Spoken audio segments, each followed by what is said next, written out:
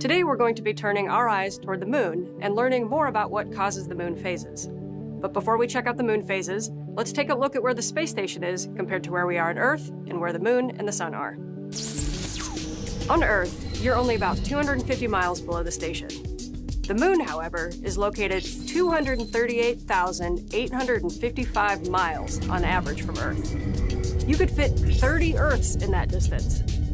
When you think about how far away we are from you on the station versus how far away the moon is, the station is only a tiny bit closer to the moon than we are here on Earth. And that's only when the station is in orbit on the same side of Earth as the moon. So, the station is 250 miles away, the moon is 238,855 miles away, and the sun is approximately 92,900,000 miles away. That is quite the distance. Now that you know where you are relative to the station, moon, and the sun, let's talk about the moon phases. Now, when you're looking up at the moon from the Earth, you'll notice that it looks different from day to day. We call these differences the phases of the moon, and they cycle through every 30 days. Let's check out a demonstration of the moon phases here on the ground. We're going to pretend his head is Earth, letting him view the moon as you would from your home. The ball in their hand is going to represent the moon, and the light source is going to be our sun. Keep in mind that while the moon is orbiting Earth, Earth is also rotating on its axis and slowly orbiting the sun. Now, looking from our outsider perspective, we can see the moon is still whole the entire time it is orbiting around Earth, with the side facing the sun always illuminated and reflecting sunlight. Let's take a look at what he is seeing. As you can see in the photographs from Earth's view, the reflection of sunlight looks quite different from this angle, since we are only able to see parts of the reflected sunlight as the moon moves around Earth. This is what causes our moon phases, as the moon orbits around Earth every 30 days. There are names for each of the phases of the moon's 30-day cycle. When the moon looks completely dark, we're experiencing a new moon. This is the beginning of the 30-day cycle. It will move through a waxing crescent phase until it is a first quarter moon.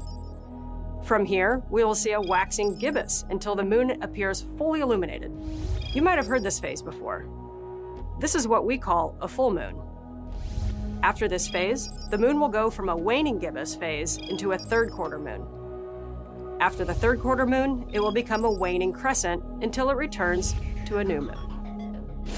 On the space station, we see the same moon phases as we do on the Earth's surface. Since the space station is only 250 miles closer to the moon than we are here on the ground, astronauts on the station have the same perspective you have, but don't have the Earth's atmosphere in their way for photographs. Astronauts currently on the space station actually use the moon's phases to collect research that will help NASA with the Artemis program as we work to go forward to the moon with our astronauts by 2024. So, the next time you're outside, take a glance up at the moon to check out what phase it's in. Are you interested in seeing the space station fly by as well? Ask an adult to help you sign up for Spot the Station at spotthestation.nasa.gov. Thanks for learning with me today. See you next time.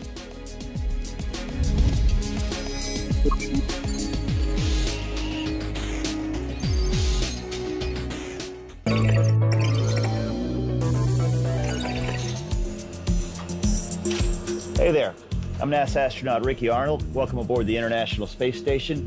Today we're going to talk about the Space Station truss. The truss segment is just about 100 meters from side to side. A truss is a segment or part of the whole integrated truss structure. The trusses are used to support the 16 solar array panels, which provide energy for us, and radiators which get rid of excess heat that builds up inside the space station. The design of the truss involves triangles and beams, which can be seen on Earth in structures like bridges. Why triangles? Well, this is because of their unique geometric properties, their methods of transferring loads, and their spatial openness. Triangles are more rigid than rectangular shapes because they have fewer joints. The larger number of joints in a shape, the more prone that shape is to being impacted by shear forces. What I'd like to talk a little bit about today is some of the forces that can act upon the truss. Well, the first force I want to talk about is compression force. And compression force is just like it sounds, two things coming together. So if we apply a compression force to the truss, what do you think is going to happen? Well, let me go ahead and do it. And you can see right here where the truss would bend. What do you think the opposite force of compression is? Yeah, it's right. It's going to be pulling apart. We call that a tension force. And a tension force is what's going to help maybe even rigidize the truss segment, but it also could potentially pull it apart. I'm not going to pull apart this tape measure because we probably need it later for some work we have to do. Now, if you look carefully, this next force I want to talk about Is basically kind of like a twisting force, and we call it torsion. And even when I just let go of the tape measure, you can see it will actually start to happen a little bit. You can start to see, because the center of mass is actually right here, where most of the tape measure is located. And when I let it go, the tape measure itself starts to twist just a little bit. Finally, the fourth force that can act along a truss segment is that can occur at a single point where two opposing forces work on a single point along the truss, just like they can upon the